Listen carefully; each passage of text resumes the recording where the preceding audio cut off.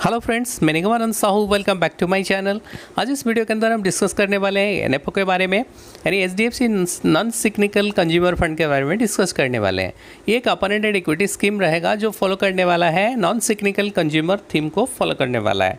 तो इससे पहले आपने अगर मेरे चैनल पर पहली दफ़ा आए हैं तो मेरे चैनल को सब्सक्राइब जरूर कर लें। ये एनएफओ 23 जून को ओपन होगा और 7 जुलाई तक ओपन रहेगा। तो आइए डिटेल में नज़र डालते हैं इस फंड के बारे में, डिटेल में जानते हैं इस फंड के बारे में।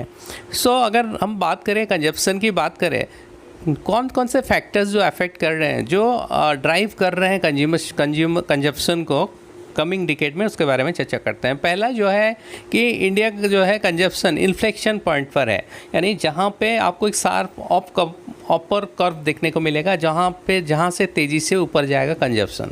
ओके, उसके बाद आता है डेमोग्राफी डिविडेंड, यानी लार्जेस्ट पॉपुलेशन जो इंडिया का है, सबसे यंग पॉपुलेशन इंडिया का है और डिक्लाइन कर रहा है, जो डिपेंडेंसी रेशियो कम हो रहा है धीरे धीरे।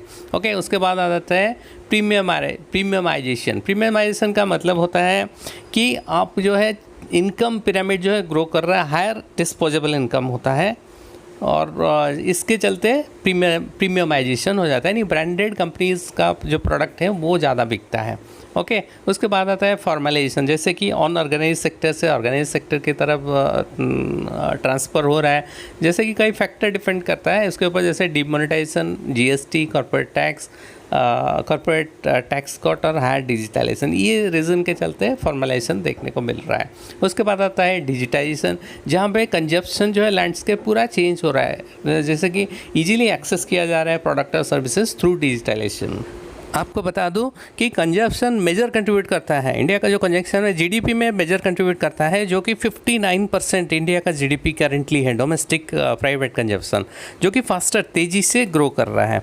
और मेजर जो है कंस्टिट्यूएंट्स होते हैं प्राइवेट कंजप्शन, जैसे बिवरेजेस हो गया, क्लॉथिंग एंड फुटवेयर हो गया, हाउसिंग एंड फ्यूल्स हो गया, transportation, health care, communication, education, restaurants and hotels जैसे मेजर कंट्रीब्यूट करता है इंडिया का जीडीपी के अंदर।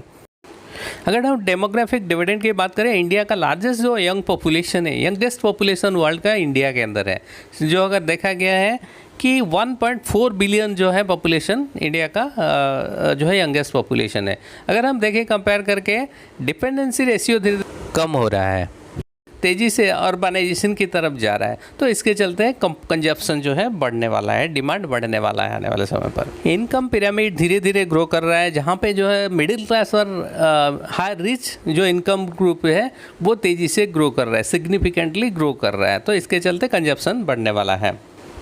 इंडियन कंज्यूमर के अंदर प्रीमियमाइजेशन क्यों देखने को मिल रहा है? क्योंकि पहले इतना ब्रांडेड कंपनीज अवेलेबल था नहीं।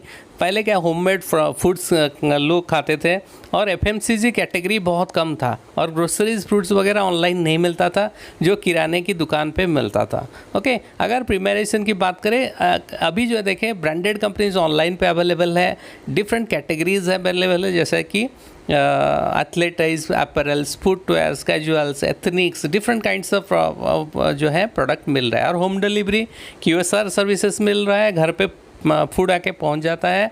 और उसके बाद मल्टीपल कैटेगरी इमर्ज हो रहा है, जैसे कि हेडफोन्स, बोर्ड्स, स्पोर्ट्स वगैरह ये मिल रहा है, आसानी से मिल रहा है। और न्यू एज FMCG जो इवॉल्व हुए हैं वो प्रीमियम नीश प्रोडक्ट पे भी काम कर रहे हैं, यानी D2C ब्रांड्स जैसे कि डायरेक्ट टू कंज्यूमर भी मिल रहा है।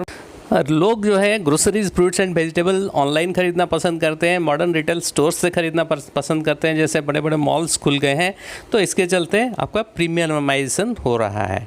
और इंडिया का इकोनॉमी अनऑर्गेनाइज सेक्टर से ऑर्गेनाइज की तरफ शिफ्ट हो रहा है, क्योंकि कई सारे जो स्टेप्स लिए गए हैं, जैसे GST लागू किया गया है, कॉर्पोरेट टैक्स कम किया गया है और डिजिटलाइजेशन के ऊपर फोकस किया गया है।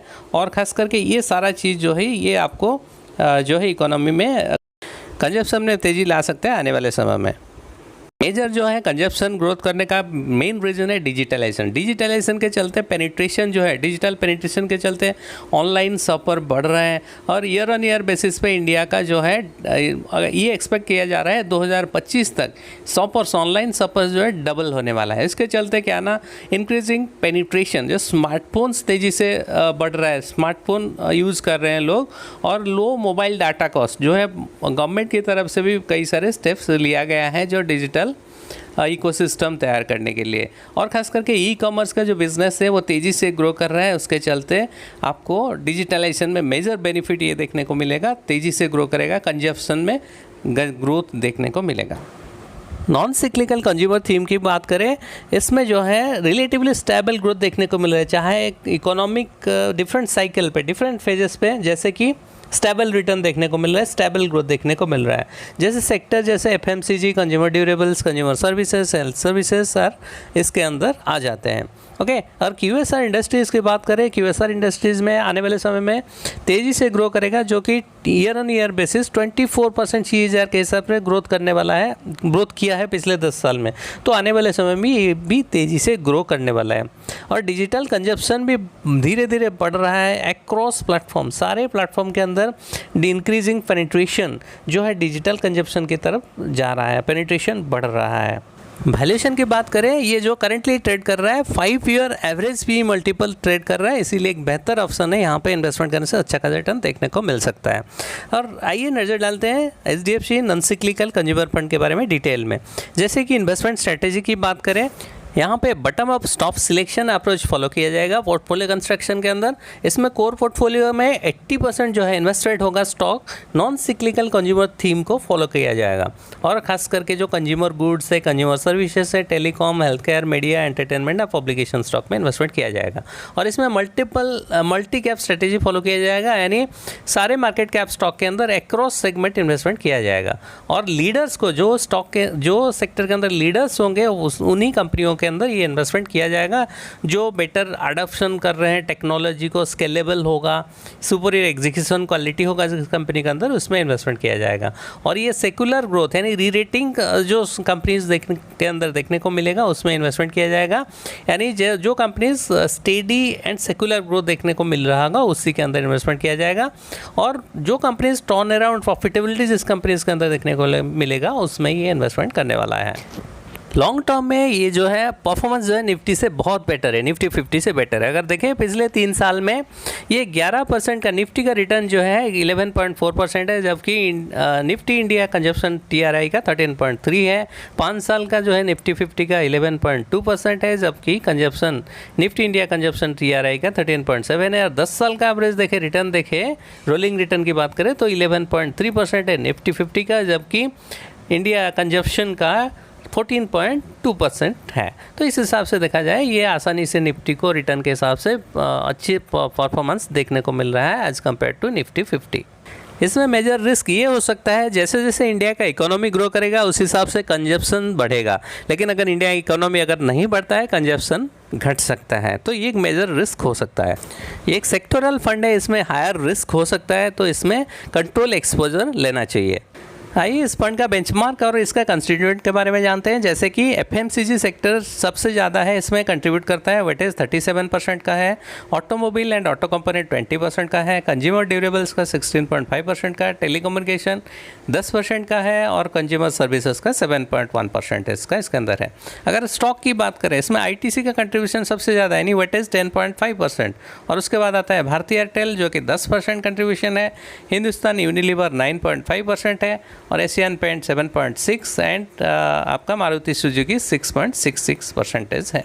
सो आइए फंड मैनेजर के बारे में जानते हैं। जैसे कि मिस्टर अमित सिन्हा जो है इसका फंड मैनेजर है, equity senior equity analyst dealing investment, जिनको 15 साल का एक्सपीरियंस है इन सेक्टर के अंदर। ओके आइए फंड डिटेल जानते हैं। जैसे कि एक ओपन एंडेड इक्विटी स्कीम है जो प्रिडोमिनेटली फॉलो करने वाला है नॉन सिक्लिकल कंज्यूमर थीम को। सो इसका जो है इन्वेस्टमेंट ऑब्जेक्टिव लॉन्ग टर्म में कैपिटल अप्रिसिएशन देखने को मिलेगा। इसका जो इंडेक्स बेंचमार्क है Nifty India consumption index TRI। Amit Sinha इसका फंड मैनेजर और इसमें investment plans direct and regular दोनों प्लान है। और इसमें मिनिमम एप्लीकेशन अमाउंट जो है 100 रुपये से आप शुरू कर सकते हैं, उसके बाद आप बढ़ा सकते हैं, 1 रुपये करके बढ़ा सकते हैं। और एडिशनल परचेज जो है 100 रुपये से भी शुरू कर सकते हैं। अगर आपका इन्वेस्टमेंट का स्विच या रिडीम करते हैं तो आपको 1 साल के अंदर तभी आपको 1% का एग्जिट लोड लगेगा। अगर 1 साल के बाद करते हैं तो कोई एग्जिट लोड नहीं लगने वाला है। Okay so fund manager mister प्रिय रंजन जो है वो ओवरसीज़ फंड देखेंगे। एसेट एलोकेशन की अगर बात करें, इक्विटी रिलेटेड इंस्ट्रूमेंट्स जो नॉन सिक्निकल कंज्यूमर कंपनीज में होंगे वो 80 to 100% एलोकेशन रहेगा। 0 to 20% जो है equity related instrument other companies के अंदर, और रीट्स और इनबिट्स के अंदर जो है ये इन्वेस्टमेंट करने वाला है 0 to 10% तक इन्वेस्टमेंट किया जा सकता है। डेट मनी मार्केट के अंदर ये 0 to 20% तक इन्वेस्टमेंट कर सकता है, और साथ ही साथ जो है यूनिट्स ऑफ म्यूचुअल फंड के अंदर 0 to 20% तक इन्वेस्टमेंट कर सकता है। अगर इसकी बात करें, प्रोडक्ट लेवलिंग की बात करें, ये जनरेट करने वाला है लॉन्ग टर्म में कैपिटल अप्रिसिएशन, इन्वेस्टमेंट करने वाला है इक्विटी रिलेटेड सिक्योरिटीज कंपनीज, जो फोकस करने वाला है नॉन सिक्लिकल कंज्यूमर थीम्स के अंदर। इस प्रोडक्ट के अंदर इन्वेस्टमेंट करने से पहले इन्वेस्टर अपना फाइनेंशियल एडवाइजर से एक बार सलाह जरूर ले। अगर मेरे वीडियो आपको पसंद आया तो लाइक शेयर करें, साथ ही साथ मेरे चैनल को सब्सक्राइब जरूर करें। Thanks for watching. मिलते हैं एक नए वीडियो के साथ।